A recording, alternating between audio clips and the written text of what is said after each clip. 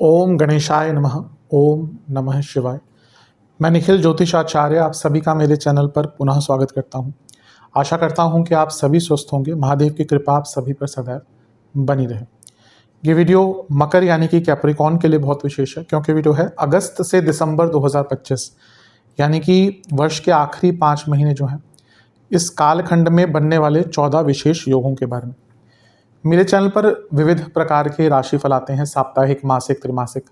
जहां साप्ताहिक में मैं चंद्रमा के गोचर पर आधारित विश्लेषण देता हूं। मासिक में जो मुख्य चीज़ें होती हैं उस पर आधारित सभी ग्रहों का विवरण होता है, और त्रैमासिक में भी सारे ग्रहों का गोचर 3 महीने के लिए मैं इंक्लूड करता हूं। लेकिन यह जो वीडियो है इसमें सारे ग्रहों का गोचर नहीं होगा, अपितु ऐसे 14 विशेष योग, ऐसी 14 विशेष परिस्थितियां जो मैंने अंकित करी हैं अगस्त से लेकर दिसंबर 2025, जिनका प्रभाव बहुत ज़्यादा होगा, जो बहुत महत्वपूर्ण 14 विशेष योग होंगे। इसमें कुछ ग्रहण दोष भी हैं, ग्रहण भी हैं, कुछ ग्रहों के युति भी है, कुछ ग्रहों के समसप्तक योग हैं, कुछ ग्रहों का वक्री प्रभाव है, कुछ ग्रहों का अतिचारी प्रभाव है, 3 ग्रहों की युतियाँ हैं, दृष्टि प्रभाव है। तो बहुत कुछ हो रहा है और बहुत महत्वपूर्ण चीज़ें घटित हो रही हैं, और इनका प्रभाव हमारे जीवन पर अवश्य पड़ता है, और इसी की विवेचना करने का प्रयत्न करूंगा। जो व्यक्ति ज्योतिष के माध्यम से अपने जीवन में थोड़ी गाइडेंस प्राप्त करना चाहता है, इस अंधकारमय जीवन में ज्योतिष एकमात्र विद्या है जो हमें थोड़ा उजाला दिखाती है। और उन लोगों के लिए जो सच में समझते हैं कि ज्योतिष कोई जादू टोना नहीं, अपितु एक मार्गदर्शन की विद्या है, उनके लिए अवश्य राशिफल बहुत महत्वपूर्ण होगा। कुछ विशेष उपाय भी वीडियो के अंत में बताता चलूंगा, जिससे लाभ प्राप्त होगा। शुरू करते हैं इस अत्यंत महत्वपूर्ण वीडियो का। 14 विशेष योग मकर के लिए। चलते हैं पहले विशेष योग की तरफ, जो कि बनेगा 17 अगस्त से 17 सितंबर 2025। केतु सूर्य ग्रहण दोष। सूर्य 17 अगस्त को आपके अष्टम भाव में आ जाएंगे, स्वराशि में, अपनी ही राशि में। ये बनता है ग्रहण दोष, जो ज्योतिषीय योग होता है या दोष होता है। एक खगोलीय घटना होती है, जो ग्रहण लगते हैं साल में, जैसे 2 मार्च में लगे थे, अब 2 सितंबर में लगेंगे, उसका भी प्रभाव होता है। ये जो ग्रहण दोष होते हैं, ये ज्योतिषीय जो योग होते हैं, उसका प्रभाव व्यक्तिगत कुंडली पर बहुत पड़ता है। चंद्रमा और सूर्य ऐसे 2 ग्रह हैं जिन पर ग्रहण लगता है। चंद्रमा पर तो हर महीने में 2 बार लगता है, 2.5 दिन के लिए राहु, 2.5 दिन के लिए केतु के साथ होते हैं।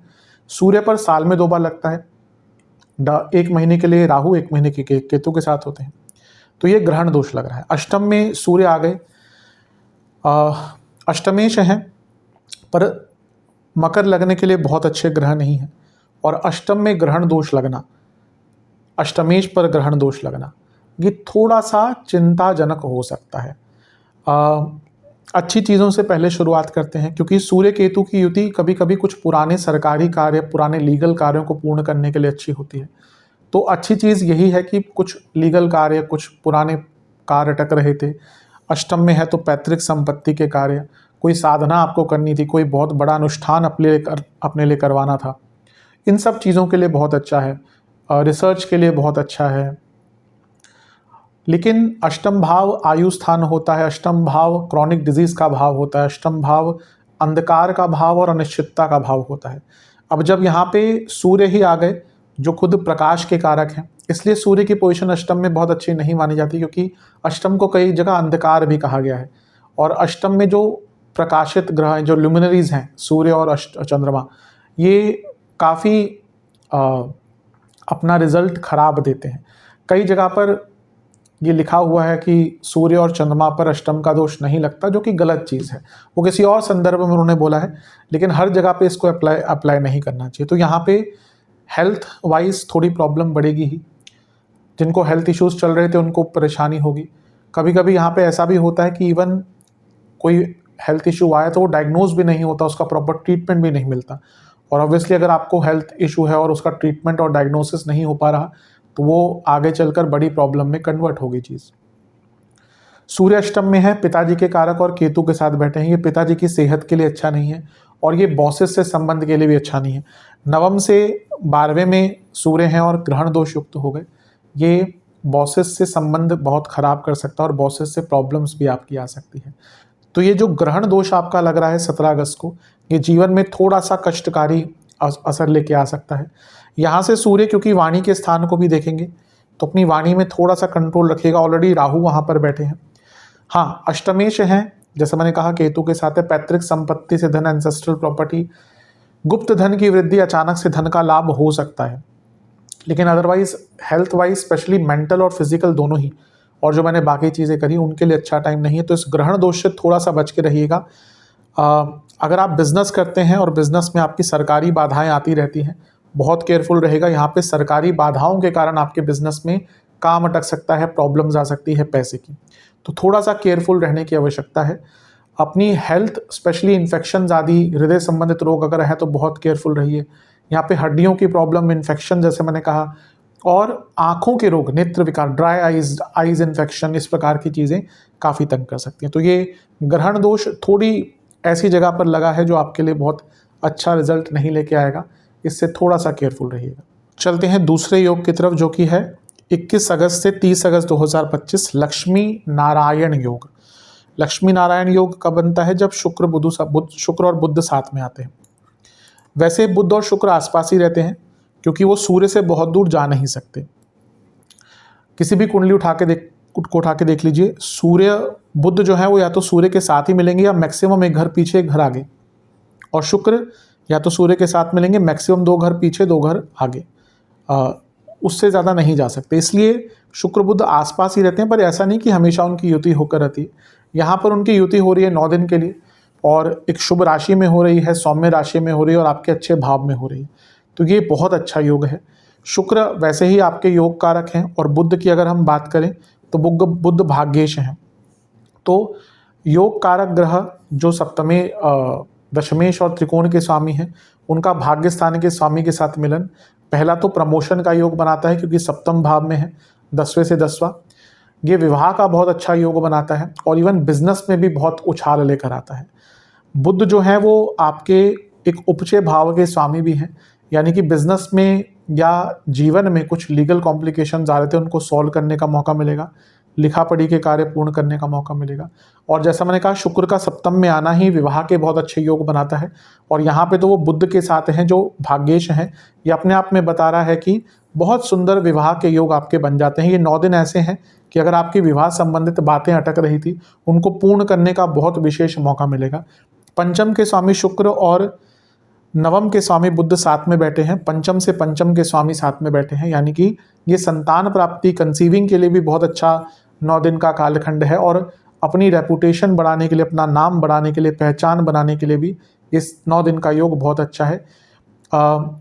विवाह संबंधित अगर कोई प्रॉब्लम आ रही थी, विवाह संबंधित अगर वैवाहिक जीवन में अगर दिक्कतें आ रही थी तो उसको भी सुलझाने के लिए थोड़ा बहुत अच्छा टाइम अवश्य आपका दिख रहा है। प्रमोशंस की जैसे मैंने बात करी, 10वें के स्वामी अपने से 10वें में हैं, आगे शुक्र और बुध के साथ बैठ गए। अब यहाँ पे प्रमोशन होगा, लेकिन क्योंकि बुध 10वें से 12वें के स्वामी हैं तो ट्रांसफर्स के साथ होने के योग हैं। तो ये बुध शुक्र की जोड़ी लक्ष्मी नारायण योग बहुत अच्छा है। इवन विद्यार्थियों के लिए बहुत अच्छा है क्योंकि शुक्र पंचमेश हैं और कारक बुध के साथ बैठे हैं, तो विद्यार्थियों के लिए, स्टूडेंट्स के लिए जो काम अटक रहे थे वो पूर्ण होंगे। और क्योंकि पंचमेश शुक्र सप्तम में आ गए और बुध के साथ बैठ गए जो पंचम से पंचम के स्वामी हैं, इवन जो लोग रिलेशनशिप में प्रॉब्लम्स फेस कर रहे थे उनको सॉल्व करने का मौका मिलेगा, और रिलेशनशिप से वैवाहिक जीवन की तरफ बढ़ना चाहते हैं उसका भी मौका मिलेगा। शुक्र लक्ष्मी स्थान के स्वामी, बुध लक्ष्मी स्थान के स्वामी, जैसा मैंने कहा बिजनेस में वृद्धि होकर ही रहेगी, और ये दोनों लक्ष्मी के स्थान के स्वामी लग्न भाव को देख रहे हैं, जिसमें से शुक्र तो आपके योग कारक भी ग्रह। तो ये 9 दिन हर दृष्टिकोण से आपके लिए बहुत अच्छे हैं। भौतिक कहिए, बिजनेस, करियर, विवाह, हर चीज़ में कार्यों को पूर्ण करने के लिए ये 9 दिन का लक्ष्मी नारायण योग बहुत शुभ आपके लिए रिजल्ट लेकर आने वाला है। चलते हैं तीसरे विशेष योग की तरफ, जो कि है 7 सितंबर को लगने वाला चंद्र ग्रहण। ये साल का तीसरा ग्रहण होगा, दूसरा चंद्र ग्रहण होगा। चंद्र ग्रहण कब लगता है? पूर्णिमा पर, और सूर्य ग्रहण कब लगता है? अमावस्या पर। अब ये जो ग्रहण है आपके दूसरे घर में लग रहा है, इसका मिश्रित प्रभाव होता है। ये जब ग्रहण लगेगा तो इन पर बृहस्पति की दृष्टि भी होगी। पहला तो दूसरे घर में ग्रहण, पहले अच्छी चीज़ों की बात कर लेते हैं। कभी कभी जब दूसरे घर में ग्रहण लगता है तो आपका कोई बहुत अरसे से अटका हुआ पैसा आ गया था, प्रॉपर्टी की बात थी, कोई लीगल केसेस की बात थी, किसी ने पेमेंट ली हुई थी, नहीं दे रहा था, वो कार्य आपके यहाँ पे 1 महीने में पूर्ण हो सकते हैं। क्योंकि गुरु की दृष्टि भी है और गुरु विपरीत राजयोग बनाकर बैठे हैं और राहु के साथ हैं जब चंद्रमा ग्रहण लग रहा है, तो विदेश संबंधित भी आपके बहुत काम अगर अटक रहे थे तो वो भी पूर्ण हो सकते हैं। और क्योंकि यहाँ से 2 ग्रहों की दृष्टि है जो अष्टम में बैठे हैं, जिसमें से अष्टमेश भी हैं, बुध भी हैं। अगर आपका पैतृक संपत्ति का कोई कार्य अटक रहा था जिसमें लिखा पढ़ी के काम थे, लेट्स से कि आपके नाम पे प्रॉपर्टी नहीं हो रही थी, कोई इशू आ गया था, जो गांव में प्रॉपर्टीज़ होती हैं या शहर से अलग जगहों पे प्रॉपर्टीज़ होती है, कभी कभी वहाँ पे बहुत कॉम्प्लिकेशंस भी आ जाती हैं, डिस्प्यूट्स हो जाते हैं, तो उन कार्यों को सॉल्व करने के लिए अच्छा है। और इवन अगर आप बहुत टाइम से जॉब चेंज करने का प्रयत्न कर रहे थे, क्योंकि अर्थ त्रिकोण है ये यहाँ पे जहाँ पे ग्रहण लगा है और गुरु की दृष्टि अर्थ त्रिकोण पे भी है, 10वें घर पर भी है, तो ये जो कॉम्बिनेशन है ये बता रहा है कि आपको जॉब चेंज करने का, विदेश में जॉब प्राप्ति का भी सडन योग यहाँ पे मिल सकता है, बन सकता है। लेकिन ग्रहण दोष का कुटुंब भाव में लगना, वाणी के कारण बहुत दिक्कतें होंगी। अभी जो थोड़ी देर पहले सूर्य की बात करी वहाँ पे भी यही चीज़ आई थी। वाणी को लेकर तो बहुत आपको केयरफुल रहना है। ये मारक भाव है, अचानक से हेल्थ इश्यूज भी तंग करते हैं। और कुटुंब भाव में ग्रहण लगना यानी कि घर में संबंध बिगड़ते हैं, पैसों को लेकर बहुत संबंध बिगड़ते हैं और घर में कोई बीमार अवश्य पड़ता है। तो ये जो ग्रहण है मिश्रित प्रभाव आपके लिए लेके आ रहा है। जो मैंने पॉजिटिव चीज़ें कही उनका लाभ तो प्राप्त होगा ही, नेगेटिव चीज़ों से भी बच के रहिएगा। दूसरे घर में जब ग्रहण लगता है तो व्यक्ति को अपने खाने पीने को लेकर बहुत केयरफुल रहना पड़ता है। अगले 1 महीने यानी कि 7 सितंबर से पूरा 1 महीने का टाइम बाहर का खाना बहुत अवॉइड कीजिएगा, क्योंकि यहाँ पे फूड इन्फेक्शन, फूड एलर्जीज, अलग अलग चीज़ें जो खाने के कारण होती है, अनहाइजेनिक खाना या कुछ ऐसा खा लेना जो आपकी बॉडी को सूट नहीं करता, इस प्रकार की जो चीज़ें हैं ना वो आपको फूड के कारण बहुत प्रॉब्लम देने वाली है। और यहाँ पे नेत्र विकार और ब्लड डिसऑर्डर्स भी बहुत रहेंगे। तो ये जो ग्रहण आपका लग रहा है ये थोड़ा मिश्रित सा ही प्रभाव दे रहा है, स्पेशली अपने कुटुंब को लेकर, अपने कुटुंब में लोगों की सेहत को लेकर, अपनी वाणी को लेकर तो आपको यहाँ पे बहुत ज़्यादा केयरफुल रहने की आवश्यकता है। चलते हैं चौथे विशेष योग की तरफ, जो कि है 13 सितंबर से 27 अक्टूबर मंगल गुरु राहु त्रिकोण योग। मंगल 13 सितंबर को आपके 10वें घर में आ जाएंगे यानी कि तुला में। यहाँ पे उनका राहु और गुरु से त्रिकोणीय योग बनेगा। वैसे भी मैं हर बार कहता हूँ कि कोई भी ग्रह अगर एक दूसरे से त्रिकोण में बैठते हैं उनका संबंध बन जाता है। यहाँ पे तो गुरु की दृष्टि भी है मंगल पर, राहु की दृष्टि भी है मंगल पर, और इन दोनों की परस्पर दृष्टि भी है, तो बहुत प्रॉपर त्रिकोणीय योग बन रहा है। पहले तो मंगल का 10वें घर में आना बहुत अच्छा होता है। भले ही शनि से संबंध अच्छे नहीं है, लेकिन मंगल आपके लाभेश भी हैं, मंगल चतुर्थेश भी हैं, और यहाँ पे आके दिग्बली हो गए। तो मंगल का यहाँ पे आना ही कार्य क्षेत्र में बहुत लाभ देकर जाएगा। लाभ स्थान के स्वामी हैं 10वें घर में, पैसा बढ़ेगा कार्य क्षेत्र में, और प्रमोशन के फिर से योग बहुत अच्छे बन जाते हैं और अपने आप को प्रूव करने के लिए बहुत अच्छा मौका है। क्योंकि मंगल लाभेश हैं और उन पर गुरु और राहु की दृष्टि है जो एक्सपैंड करते हैं, तो यानी कि आपका पैसा, आपका लाभ, आपके लिए अपॉर्चुनिटीज़, आपके कार्य बहुत आराम से पूरे होंगे। बहुत अच्छा योग आपके लिए बन रहा है। और क्योंकि मंगल खुद प्रॉपर्टी के कारक हैं और चौथे घर के स्वामी भी हैं, तो उन पर गुरु और राहु का प्रभाव अपने आप में अंकित कर रहा है कि प्रॉपर्टी खरीदने के लिए बहुत अच्छा योग है। मंगल 11वें घर के स्वामी भी हैं जो एसेट्स का भाव है, तो आपको अपनी प्रॉपर्टी खरीदने के लिए अगर दिक्कत हो रही थी तो यहाँ पे प्रॉपर्टी खरीदने के योग बहुत अच्छे बन जाते हैं। और यही मंगल लग्न को भी क्योंकि देखेंगे तो यकीन मानिए जो पूरा 1.5 महीने का कालखंड है, करियर के रूप में, धन के रूप में, अपॉर्चुनिटीज़ के रूप में बहुत अच्छा रहेगा। यहाँ से वो खुद चौथे घर को देख रहे हैं। अभी हमने प्रॉपर्टी की बात करी तो वो खुद अपने भाव को ही देख रहे हैं, तो इस भाव को और स्ट्रॉन्ग कर रहे हैं। तो प्रॉपर्टी बढ़ाने के लिए, प्रॉपर्टी इंप्रूव करने के लिए, बड़ी प्रॉपर्टी खरीदने के लिए, आपका छोटा घर था 2 BHK, आप चाहते हैं कि एक विला में चले जाएं या 3 BHK में चले जाएं या कुछ बड़ा कुछ घर ले लें, बहुत अप्रोप्रिएट टाइम है। तो ये मंगल का जो त्रिकोणीय योग बन रहा है राहु गुरु से, बहुत अच्छा। और ये क्योंकि अर्थ त्रिकोण में एक्टिवेट हो रहा है, यानी कि पैसा बढ़ेगा और करियर में मैसिव ग्रोथ आपको इस टाइम में देखने को मिल सकती है। प्रमोशन के चांसेस तो हैं ही, अपने आप को प्रूव करने के, अपनी गुडविल को दिखाने के, अपने गुडविल को बढ़ाने के और अपना एक नाम और अपनी पहचान बनाने के लिए बहुत अच्छा है। बस ध्यान क्या देना है, अभी हमने ग्रहण की बात करी थी, कब लगा था वो 7 सितंबर, और मंगल का प्रभाव भी चौथे घर पर आ गया, तो घर में कलह कलेश चलता रहेगा। बाकी तो ओवरऑल काफ़ी चीज़ों पर इसका अच्छा इम्पैक्ट देखने को मिलेगा। चलते हैं पांचवें योग की तरफ, जो कि है शुक्र केतु युति। 15 सितंबर से 9 अक्टूबर शुक्र आ जाएंगे आपके अष्टम भाव में और शुक्र केतु युति हो जाएगी। सूर्य 17 को निकल जाएंगे, तो सूर्य को आगे कर देते हैं, आगे ही शुक्र, ताकि शुक्र केतु पर ही ध्यान रहे। अच्छा, अष्टम में शुक्र का आना इंडिविजुअली अगर हम देखें तो बहुत बुरा नहीं होता, बल्कि अचानक से पैसा आदि बढ़ता है। योग कारक हैं, अष्टम में आते हैं तो नए रास्ते दिखाते हैं। लेकिन शुक्र केतु युति बहुत अच्छी नहीं होती। शुक्र जहां भोग हैं, केतु योग है। शुक्र अटैचमेंट, केतु डिटैचमेंट। शुक्र लग्जरीज, केतु वैराग्य। ये सारी जो शुक्र की क्वालिटीज हैं वो राहु में है, बल्कि बहुत ही बड़े लेवल पर है। इसलिए राहु शुक्र युति बहुत अच्छी होती है आज के टाइम में। केतु शुक्र युति ना कभी कभी बहुत भौतिक रूप से व्यक्ति को बहुत अच्छे प्रभाव नहीं देते, लेकिन क्योंकि अष्टम भाव मांगल्य स्थान है, शुक्र योग कारक है और शुक्र विवाह के कारक है, इसका सबसे बड़ा जो इम्पैक्ट आपको देखने को मिलेगा वो पहला होगा कि आपके कामों में विलंब आएगा। आपके कई कार्यों में विलंब आना शुरू हो जाएगा। कारण योग कारक हैं, केतु के साथ बैठ गए अष्टम में, बहुत अनसर्टेनिटीज, बहुत अनिश्चितताएं कुछ कामों में आना शुरू हो जाएंगी। मैरिड लाइफ पर इसका बहुत बुरा प्रभाव पड़ेगा, क्योंकि शुक्र कारक भी हैं, नीच अभिलाषी भी हैं, नीच के भी हो जाएंगे अगले महीने, और केतु के साथ भी बैठ गए, और ये मांगल्य स्थान में है। तो यहाँ पे मैरिड लाइफ में बहुत बुरी प्रॉब्लम्स आ सकती हैं। शुक्र अष्टम में आते हैं तो पहला तो दूसरे व्यक्ति की तरफ ध्यान जाता है, जिसको आजकल थर्ड पार्टी सिचुएशन बोला जाता है। अब जब से मैं अभी यूट्यूब पे हूँ तो मुझे ये चीज़ें पता चली है, क्योंकि बच्चे ही कमेंट करके बताते हैं कि ऐसा ऐसा होता है। हम तो चीटिंग आदि ही बोलते थे, आजकल उसको थर्ड पार्टी सिचुएशन बोलते हैं। तो वही, जो भी नाम कुछ भी लीजिए, मतलब कि जो एक मैरिड लाइफ में चीज़ें नहीं होनी चाहिए वैसी ही चीज़ें होंगी। और शुक्र केतु अष्टम में ना प्रॉब्लम ये होती है कि व्यक्ति का अपने लाइफ पार्टनर के प्रति आकर्षण कम हो जाता है, अट्रैक्शन कम हो जाता है, और उसको दूसरे लोग ज़्यादा भाते हैं। और यहाँ पे जब शुक्र केतु का अष्टम में प्रभाव होता है ना, कई ऐसी चीज़ें सामने आ जाती हैं मैरिड लाइफ में जो अब तक छुपाई हुई थी या छिपी हुई थी। तो मैरिड लाइफ पर इसका बहुत अच्छा प्रभाव नहीं रहेगा। और सेहत वाइज भी यहाँ पे दांतों आंखों की प्रॉब्लम, हार्मोनल इश्यूज, इन्फेक्शन,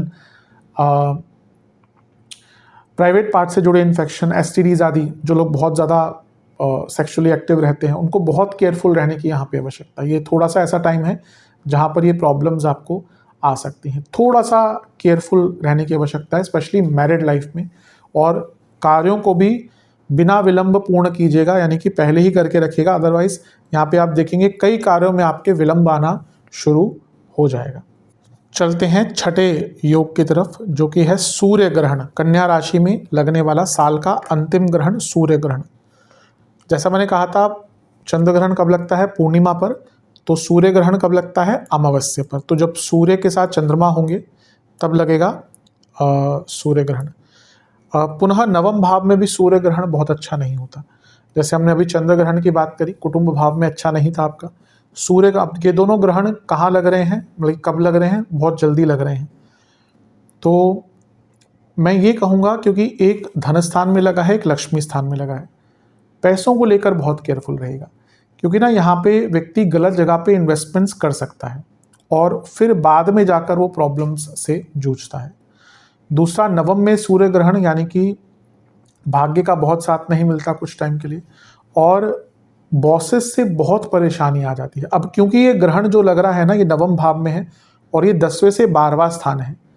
यहाँ पे कुछ लोगों की, जिनकी कुंडली बहुत खराब चल रही है, बहुत बुरा कोई योग है जो एक्टिवेटेड है, प्रत्यंतर दशा अंतर दशा बहुत खराब है, उनकी यहाँ पे सडनली जॉब भी जा सकती है। और उसमें ज़्यादा चांसेस यही होंगे कि या तो मैनेजमेंट में कुछ बदलाव हुए, या आपके बॉसेस ही आपको पसंद नहीं करते और वो आपके पीछे ही पड़ गए कि भैया मुझे तो इसको निकालना है। तो ये प्रॉब्लम्स आ सकती हैं। तो ये सूर्य ग्रहण थोड़ा नेगेटिव है। यहाँ पे वक्री शनि का प्रभाव भी है। तो ये चीज़ें, क्योंकि वो लग्नेश हैं लेकिन वक्री हैं, तो ये चीज़ें थोड़ी अव्यवस्थित कार्य क्षेत्र में बॉसेस के साथ हो सकती है। और नवम भाव पिताजी का है, तो पिताजी की सेहत पर भी बहुत बुरा प्रभाव पड़ सकता है। ये समसप्तक योग बन रहा है, ये बताता है कि आपके अपने कलीग्स और अपने भाई बहनों से भी संबंध बिगड़ सकते हैं। तो जो सूर्य ग्रहण है, इसका इम्पैक्ट आपके लिए बहुत अच्छा नहीं है। यहाँ पे जितना केयरफुल रह सकते हैं उतना ही आपके लिए बहुत अच्छा रहेगा। थोड़ा सा सेंसिटिव अवश्य ये दिख रहा है। चलते हैं सातवें योग की तरफ, जो कि है 9 अक्टूबर से 2 नवंबर पर बनने वाला शुक्र का नीच का प्रभाव और उनका शनि से समसप्तक योग, वक्री शनि से। तो अभी शुक्र की हमने बात करी थी थोड़ी देर पहले, केतु के साथ युति हुई थी। अब वो नीच के हो जाएंगे नवम भाव में। नीच के ग्रह को मैं कभी भी बुरा नहीं मानता, मैं कई बार बताता भी हूँ, पर नीच का एक मतलब होता है, उसका पतन हुआ, उसके शुभ जो भाव हैं, शुभ तत्व हैं, उसका थोड़ा पतन होता है। अब अच्छी चीज़ यह है कि अभी ग्रहण लगा था 22 सितंबर को, मैंने कहा था भाग्य का साथ कम मिलेगा, लेकिन कब जब योग कारक आपके नवम में आके बैठ गए, भले ही नीच के हैं, तो भाग्य का पुनः साथ मिलना शुरू होगा, काम बनने शुरू होंगे, लक्ष्मी वापस आएगी, बॉसेस से प्रॉब्लम कम नहीं होगी। बल्कि यहाँ पे तो मैंने कहा ना, ये जो टाइम है ना आपका, सितंबर के मध्य से मान के चलिए और अक्टूबर के अंत तक, बॉसेस से बहुत पीड़ा होगी। वैसे भी देखें ना, आपके नवम को शनि देख ही रहे हैं वक्री अवस्था में, तो प्रॉब्लम तो जुलाई में ही स्टार्ट होगी। लेकिन ये पीरियड, मैंने कहा ना कि एक बार रिसेंटली कहा था कि बॉसेस पीछे पड़ जाएंगे। अगर आपकी दशांतरशा बहुत खराब है तो कभी कभी होता है कि बॉस को ईगो पे हर्ट हो गया, कुछ बात हर्ट हो गई, तो ना पीछे ही पड़ जाते हैं कि भैया इसको तो मैंने या तो इसको बहुत परेशान कर देना है या तो इसको निकाल देना है। और यही चीज़ आपके साथ, क्योंकि शुक्र ऑफिस पॉलिटिक्स से नवम में है, तो बॉस ही सबसे ज़्यादा षड्यंत्र रचते हैं। मैरिड लाइफ में थोड़ा सुधार अवश्य होगा, लेकिन क्योंकि कारक हैं, अभी भी नीच अवस्था के हैं, सूर्य के साथ हैं, तो एकदम चीज़ें ठीक नहीं हो जाएंगी। लेकिन हाँ, जो ये शुक्र केतु की युति का प्रभाव था, उससे चीज़ें अवश्य बेटर होंगी। अब शनि शुक्र मित्र ग्रह है, लेकिन शनि वक्री है और शुक्र योग कारक है। ओवरऑल एक विलंब अवश्य आपको देखने को मिलेगा, क्योंकि जब भी कुंडली में आपका योग कारक ग्रह उसकी स्थिति खराब होती है गोचर में, आप यकीन मानिए उस टाइम पे व्यक्ति के कार्य अटकते ही हैं। कर्क सिंह के लिए देख लीजिए, जब मंगल की स्थिति खराब होती है गोचर में, उनके काम अटकते हैं। वैसे ही मकर कुंभ के लिए जब शुक्र की स्थिति थोड़ी खराब होती है तो उनके काम अटकते हैं। तो ये थोड़ा सा पॉजिटिव भी है, थोड़ा नेगेटिव भी है, थोड़ा सुधार अवश्य यहाँ पर देखने को आपको प्राप्त होगा। मैरिड लाइफ में थोड़ा पहले से कंपैरेटिवली चीज़ें बेटर होना शुरू हो जाएंगी। चलते हैं 17 या कहिए 8वें योग की तरफ, जो कि है 17 अक्टूबर से 16 नवंबर 2025। सूर्य का नीच का होना और उन पर राहु की दृष्टि का संबंध है। वैसे देखेंगे तो गुरु की दृष्टि भी है, लेकिन गुरु की दृष्टि केवल एक दिन के लिए होगी, 18 को ही वो राशि बदल लेंगे, तो राहु की दृष्टि का ही प्रभाव रहेगा। अब सूर्य नीच के हो रहे हैं, जैसे अभी थोड़ी देर पहले मैंने कहा कि नीच का ग्रह कोई बुरा नहीं होता, लेकिन थोड़ा तत्व तो खराब होता है उसका, उसके जो अपने कारकत्व शुभ तत्व होते हैं उसमें प्रॉब्लम्स आती है। मैं आऊँगा उस पर, क्योंकि ये अष्टमेश यहाँ पे 10वें घर में आ गए और राहु का प्रभाव भी है, और यहाँ पे ऑलरेडी मंगल दिग्बली है, सूर्य भी यहाँ पे दिग्बली होते हैं। बहुत प्रॉपर टाइम है जॉब चेंज करने का। अगर आप जॉब चेंज करना चाह रहे हैं, 10वें घर में ऑलरेडी यहाँ पे मंगल भी कुछ टाइम तक रहेंगे, बुध भी रहेंगे, राहु का प्रभाव है, सूर्य अष्टमेश है। यहाँ पे अगर आप बहुत टाइम से जॉब चेंज करना चाह रहे थे, नहीं हो रही थी, और दूसरा वो लोग जो अपने जॉब में अपना प्रोफाइल भी चेंज करना चाह रहे थे, नहीं हो रहा था, बहुत प्रॉपर योग है, उनको इन सारी ही चीज़ों में लाभ प्राप्त होगा। यानी कि जॉब भी चेंज होगी और आपका जो प्रोफाइल है वो भी यहाँ पर बदलने का पूरा योग बन जाता है। तो ये बहुत शुभ है, बहुत अच्छा है, इसका जितना लाभ उठा सकते हैं उतना लाभ उठाइएगा। अब पुनः कहूँगा, जब अष्टमेश यहाँ पे आए हैं, तो अगर कंपनी में हालात ख़राब चल रहे हैं तो ये जॉब जाने का योग भी बन जाता है, पर वो बहुत कम लोगों के लिए होगा। ज़्यादातर लोगों के लिए तो जो जॉब चेंज करने का विचार कर रहे थे उनके लिए अच्छा है। हाँ, प्रॉब्लम क्या है, जैसे हमने कहा सूर्य नीच के हैं और राहु का प्रभाव भी है। अब यहाँ पे एक ही गड़बड़ होगी, आपसे गलतियाँ बहुत होंगी, और उसके कारण क्या होगा ना कि आपकी लेट्स से कि आपकी अच्छी रेपुटेशन बनी हुई है। अब क्या होता है ना कि चलो एक बार किसी से गलती हो गई, 2 बार हो गई, अब आपसे कोई ब्लंडर ऑफ अ मिस्टेक हो गई, या बार बार आप गलतियाँ कर रहे हैं, रोज़ नाम आ रहा है डिस्कशन में आपका, रोज़ मीटिंग्स में आपका नाम आ रहा है, डीब्रीफिंग में आपका नाम आ रहा है, तो फिर व्यक्ति का रेपुटेशन खराब होती है। तो यहाँ पे ना आपको अपनी रेपुटेशन, अपने काम में प्रोडक्टिविटी, करेक्टनेस बहुत ध्यान देना है। कन्फ्यूजन बहुत रहेगी, कम्युनिकेशन गैप बहुत रहेंगे कलीग्स के साथ, बॉसेस के साथ। तो जहाँ जॉब चेंज करने के लिए बहुत विशेष योग है, बाकी चीज़ों पर क्योंकि राहु का प्रभाव भी सूर्य पर है, तो ये इमेज ही खराब करता है। सूर्य क्या है, आपकी इमेज है, आपकी गुडविल है, आपकी पहचान है जो आपने अपने आप बनाई है, उस पर प्रभाव राहु का। और नीच के सूर्य यानी कि अच्छा, कुछ लोग जानबूझ के भी ट्राई करेंगे, मतलब कभी कभी क्या होता है ना, समय बुरा होता है ना, तो हम गलती इतनी सी करते हैं पर उसको दिखाया इतना जाता है, ये वो टाइम भी होगा। तो केयरफुल होइएगा, फोकस लगाकर काम कीजिएगा, गुस्से से बचेगा और ज़्यादा डोमिनेट करने की कोशिश मत कीजिएगा। यहाँ पे क्योंकि सूर्य मंगल साथ में है ना और दिग्बली हैं दोनों, यहाँ पे कभी कभी व्यक्ति क्या करता है ना, अपने काम पे तो ध्यान उसका होता नहीं, वो दूसरे कामों पे, मेरे को ये भी करना है, ये बताओ क्या हो रहा है, ये बताओ क्या हो रहा है।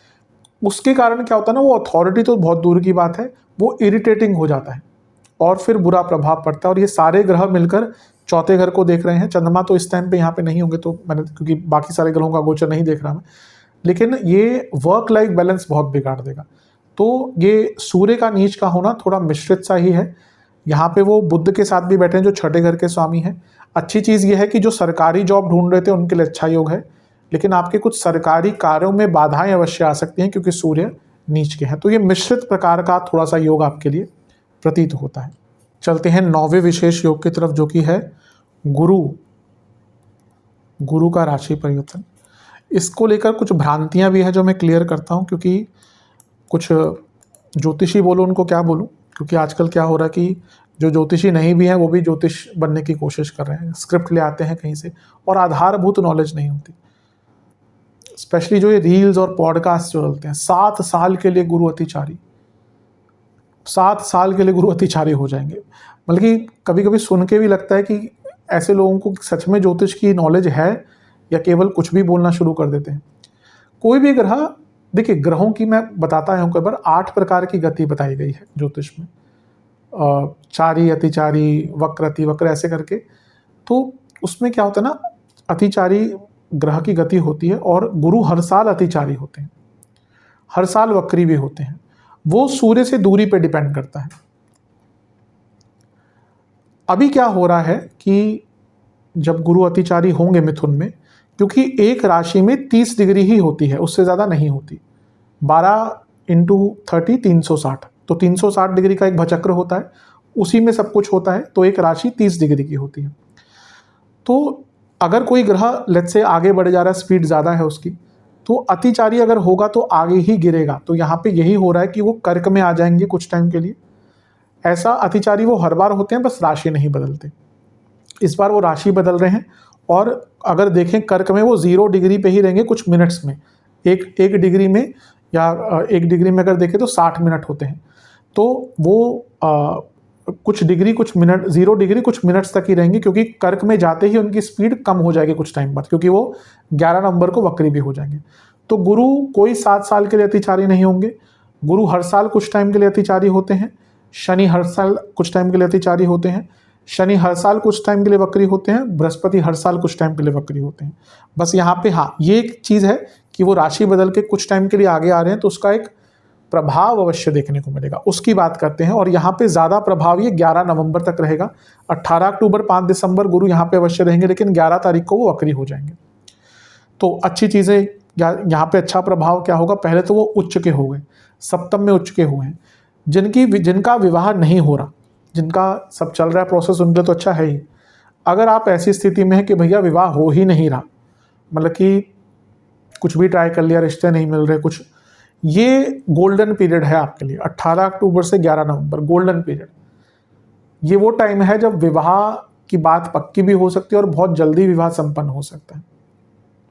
सप्तम में बृहस्पति उच्च के हो गए, प्रमोशन के कारक, नया बिजनेस स्टार्ट करना है, बिजनेस में ग्रोथ लानी है, उसके कारक बन जाते हैं यहाँ पे। वो आपके 12वें घर के स्वामी हैं। बिजनेस में इन्वेस्टमेंट्स, बिजनेस में फंडिंग और बिजनेस में विदेश से लाभ। और क्योंकि वो तीसरे घर के स्वामी हैं, तो बिजनेस में बहुत तेज उछाल, उपचे भाव। विवाह संबंधित भी अगर वाद विवाद सुलझाने हैं, लेट्स से डाइवोर्स केस चल रहा था, उसका भी अच्छा योग है। और प्रमोशन का भी बहुत अच्छा, 10वें से 10वें में बैठे हैं। और ओवरऑल भाग्य बहुत साथ देगा, क्योंकि भाग्य का कारक उच्च का होकर लग्न को देखेगा। और क्योंकि गुरु संतान के कारक भी हैं, ये 18 अक्टूबर से 11 नवंबर कंसीविंग के लिए बहुत अच्छा टाइम है। तो अगर आप कंसीव करना चाहते हैं तो बहुत शुभ टाइम है। तो ये गुरु का कुछ टाइम के लिए उच्च का होकर सप्तम में आना बहुत शुभ है। ये अचानक से आप देखेंगे, क्योंकि लग्न पर प्रभाव है, अचानक से जो कार्य अटक रहे थे वो पूर्ण भी होंगे। करियर हो, बिजनेस हो, भौतिक, विवाह, संतान, हर चीज़ में ये 3 हफ्ते का पीरियड मान के चलिए आपका गोल्डन पीरियड है, जिसमें आपको बहुत लाभ उठाना है। क्योंकि 11 नवंबर को वक्री होंगे, चीज़ें वैसी नहीं रहेंगी। लेकिन 18 अक्टूबर से 11 नवंबर करीबन 3 हफ्ते का टाइम बहुत अच्छा है, इन सारे ही एरियाज़ में आपको लाभ मिलेगा। चलते हैं 10वें योग की तरफ, जो कि है 10 नवंबर से 29 नवंबर 2025। बुध वक्री, मंगल के साथ उनकी युति और उच्च के गुरु की दृष्टि, लेकिन ये गुरु भी 11 नवंबर को वक्री हो जाएंगे। देखिए, बुध साल में कई बार वक्री होते हैं, 3 से 4 बार बुध वक्री होते हैं साल में। यहाँ पे एक चीज़ मैं ज़्यादा अंकित नहीं कर रहा या दिखा नहीं रहा, ये बुध वक्री होते होते पीछे गिर जाएंगे। जैसे मैंने अभी कहा था ना कि जब ग्रह वक्री होते हैं या अतिचारी होते हैं, कभी कभी आगे या कभी कभी पीछे चले जाते हैं। जैसे अभी गुरु अतिचारी होने के कारण आगे आ गए, बुध 23 नवंबर को क्योंकि वक्र अवस्था में पीछे जाते जाते तुला में गिर जाएंगे। उस पर मैं ज़्यादा आ नहीं रहा। हाँ, लेकिन यहाँ पे बात करते हैं। देखिए, मंगल, बुध क्या है, बुद्धि के कारक हैं, ठीक है। ये बुध का वक्री प्रभाव कभी कभी 2-3 हफ्ते में ही ना जीवन बदल सकता है, क्योंकि व्यक्ति गलत निर्णय ले सकता है। अब यहाँ पे अच्छी चीज़ ये है कि कोई भी ग्रह वक्री होता है तो स्ट्रांग है, वो आपके भाग्येश है, स्ट्रांग हो जाता है वक्री ग्रह। तो मंगल के साथ बैठे हैं लाभेश के साथ, लाभ स्थान में पैसा तेज गति से आएगा। रुका पैसा हो, तेज गति से पैसा हो, प्रॉपर्टी खरीदनी हो, कोई पुराने प्रॉपर्टी का काम अटक रहा था, कंस्ट्रक्शन कोई अटक रही थी, उसको स्टार्ट कराना हो, हर चीज़ में अच्छा लाभ मिलेगा। लेकिन छठे घर के स्वामी भी हैं बुध, और छठे से छठे में बैठ गए, ये अचानक से बड़े रोग की ओर इशारा करता है। ये 2-3 हफ्ते का टाइम जो है ना, यहाँ पे अचानक से आपको हेल्थ इश्यूज बहुत बड़े आ सकते हैं। मंगल छठे घर के स्वामी के साथ, वो छठा घर का स्वामी बुध वक्री हो गया, ये सडन इंजरीज का योग भी बनाता है। और सबसे बड़ा ध्यान देना है पैसे को लेकर। पैसा आएगा नो डाउट, लेकिन यहाँ पर आप बहुत रिस्क भी लेना शुरू कर देंगे, वो स्पेकुलेटिव मार्केट्स हो या कुछ और हो। बहुत चांसेस है कि यहाँ पर आप धन से संबंधित कोई बहुत बड़ा निर्णय ले सकते हैं, लेकिन जो बहुत गलत भी हो सकता है। इसलिए बहुत केयरफुल रहिएगा। जहाँ पैसा लगाने की बात आएगी वहाँ पे आपको बहुत केयरफुल रहना है, अदरवाइज प्रॉब्लम्स हो सकती हैं। मंगल क्योंकि चौथे घर के स्वामी हैं, बुध छठे घर के स्वामी है, वक्री बुध है, ये घर में भी कलह कलेश, और क्योंकि चौथे से अष्टम में है, सब कुछ सही चल रहा होगा। लेकिन जिस दिन बुध वक्री युति बनी, यानी कि 10 नवंबर, वहीं से घर में बड़े बड़े कलह कलेश स्टार्ट हो जाएंगे। प्रॉपर्टी को लेकर इश्यूज हो सकते हैं, एंसेस्ट्रल प्रॉपर्टी को लेकर इश्यूज होते हैं। तो कुछ जगहों तो अच्छा प्रभाव इसका दिख रहा है, लेकिन जो मैंने नेगेटिव चीज़ें कही उन पर भी आपको बहुत ज़्यादा ध्यान देकर चलना है। और क्योंकि ये वक्री गुरु की दृष्टि है, 11 को वक्री हो जाएंगे, तो ये सडन एक्सपेंसेस भी दिखाता है। और क्योंकि सप्तम में गुरु वक्री हो रहे, सप्तम से त्रिकोण में बुध वक्री हो रहे, ये सडनली मैरिड लाइफ में भी इश्यूज लेके आ सकते हैं। तो यहाँ से थोड़ी सी प्रॉब्लम्स बढ़ सकती है, केयरफुल अवश्य रहिएगा। चलते हैं 11वीं भविष्यवाणी की तरफ, जो कि है गुरु का वक्री होना। 18 अक्टूबर को राशि बदल के सप्तम में आए। 18 से 11 तक का टाइम बहुत अच्छा रहेगा गुरु के कारण, लेकिन 11 नवंबर से 5 दिसंबर ये जो 3 हफ्ते हैं ये बहुत अच्छे नहीं रहेंगे। क्योंकि पहला तो है गुरु वक्र हो गए और वो विकृत भी हैं, बल्कि अपनी जगह से हटे हुए हैं, हिले हुए हैं। तो ऑलरेडी वो अपनी पोजीशन से अलग हैं और यहाँ पे वक्री हो गए, और उस राशि में है जिसमें उनको नहीं होना चाहिए था। वो 12वें घर के स्वामी भी हैं।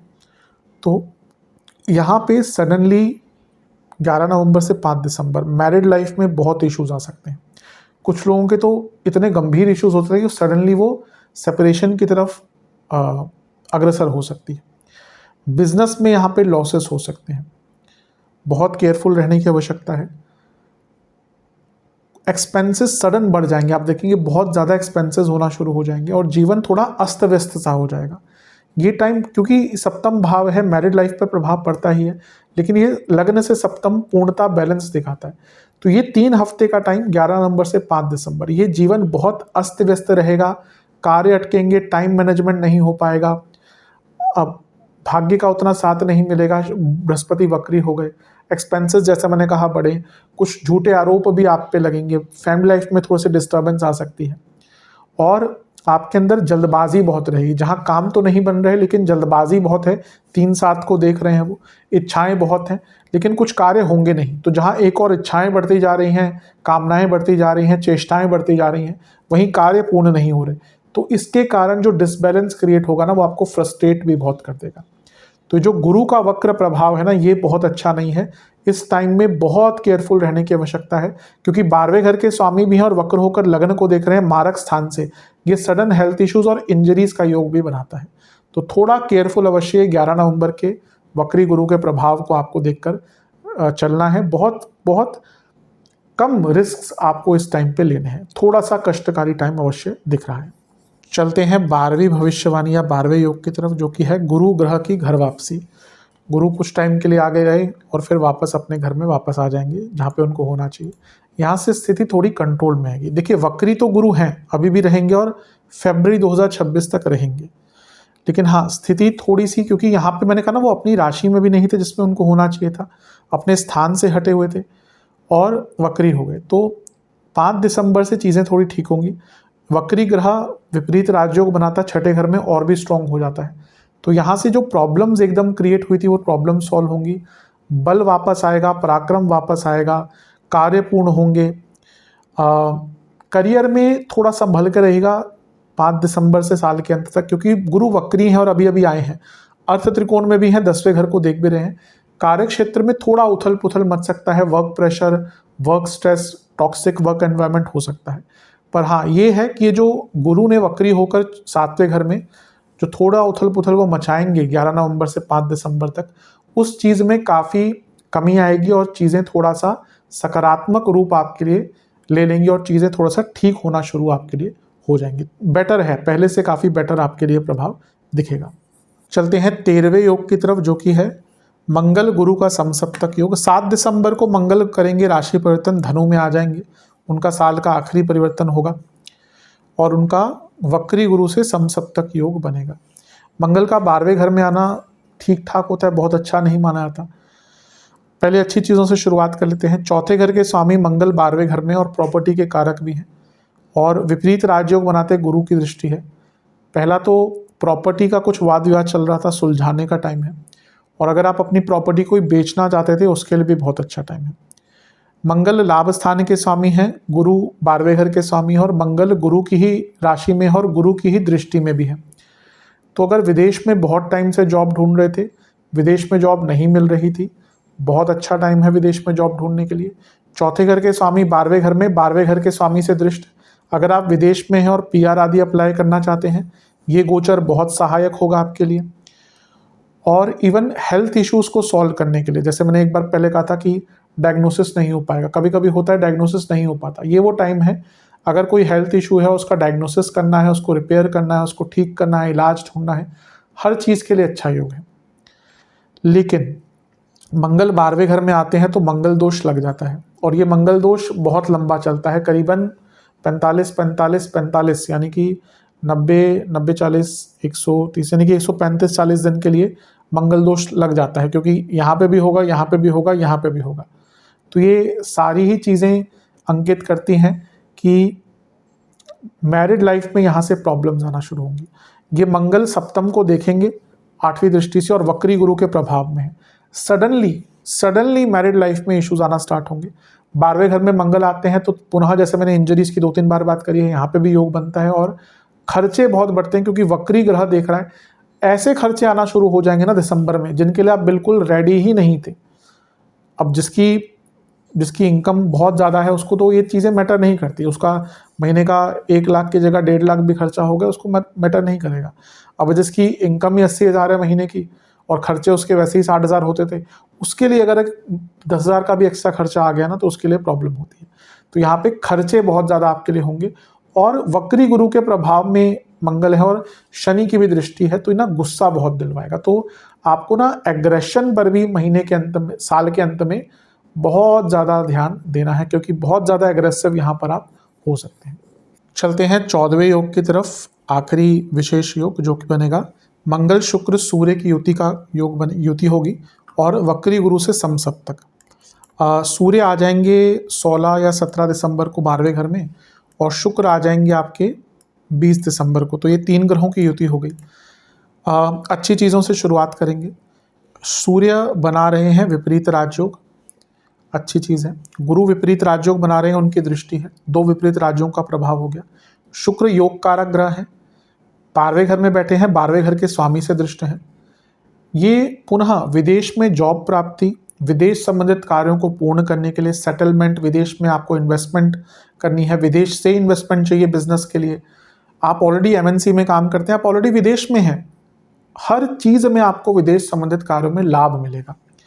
क्योंकि 12वें घर में योग कारक ग्रह आ गए तो विदेश में संबंधित चीज़ों में बहुत प्रॉब्लम्स जो है आपकी सॉल्व हो जाएंगी। सूर्य विपरीत राजयोग बना रहे हैं और छठे घर से बैठकर गुरु भी देख रहे हैं, यानी कि कई सरकारी बाधाएं, कई लीगल प्रॉब्लम्स को सॉल्व करने का मौका मिलेगा। मंगल के साथ आ गए, यानी कि पुनः प्रॉपर्टी बेचने के लिए और भी अच्छा योग बन जाता है। और 12वें घर में इतने सारे ग्रह और 2 विपरीत राज योग बनाते ग्रहों का प्रभाव, सूर्य बैठे हैं, गुरु देख रहे हैं, ये साल के अंत में मेजर चेंजेस लाने में आपको मदद करेगा। साल का अंत होता है, हम सभी बदलाव लाने का विचार करते हैं, ला पाते हैं नहीं ला पाते वो तो खैर अलग बात है, लेकिन विचार अवश्य करते हैं। तो यहाँ पे कुछ मेजर ट्रांसफॉर्मेशन का टाइम भी आपको मिलेगा। लेकिन 12वें घर में इतने सारे ग्रह, अब छठे घर से देख रहे हैं गुरु, 8वें घर के स्वामी बैठे हैं यहाँ पर, और ये 12वें घर तो है ही, और 12वें घर के स्वामी भी देख रहे हैं। और यहाँ से मंगल की दृष्टि रहेगी लग्नेश पर। हेल्थ के लिए साल का अंतिम भाग बहुत कष्टकारी है। Sudden health issues, hospitalisation, health पर खर्चा, पुनः मंगल है तो इंजरीज, सर्जरीज, ये सब दिखाता है। तो साल का अंतिम भाग भले ही बदलाव ले आए, विदेश से लाभ दे दे, गुप्त धन की वृद्धि, जॉब चेंज का योग, 10वें घर के स्वामी 12वें घर में, 8वें घर के स्वामी के साथ जॉब चेंज का, विदेश में जॉब का, लेकिन सेहत बहुत खराब हो सकती है, इंजरीज, हॉस्पिटलाइजेशन, और इवन खर्चे तो अभी मैंने थोड़ी देर पहले मंगल की बात करी थी, वो जो मैंने बात करी थी उसको कई गुना बढ़ा दीजिए। तो खर्चों पर तो बहुत नियंत्रण रखना पड़ेगा। तो ये 14 विशेष योग हैं जिनका प्रभाव हमारे जीवन पर पड़ेगा। अब कुछ उपायों की बात कर लेते हैं। उपाय की बात करते हैं। एक पात्र में गंगा जल, दूध, सफ़ेद और काले तिल, अभिषेक कीजिएगा शिवलिंग का, फिर गंगा जल से अभिषेक कीजिएगा, केसर चंदन का तिलक, बेलपत्र अर्पण कीजिए, सफ़ेद पुष्प की माला, केसर युक्त हलवे और केसर युक्त खीर का भोग, 4 घी के दिए, 4 सरसों के तेल के दिए, ये सब अर्पण कीजिए। फिर वहीं पर बैठकर रुद्र गायत्री मंत्र का जाप कीजिए। ओम तत्पुरुषाय विद्महे महादेवाय धीमहि तन्नो रुद्रः प्रचोदयात। ऑनलाइन मिल जाएगा बहुत आराम से, रुद्र गायत्री मंत्र ढूंढिएगा, मिल जाएगा।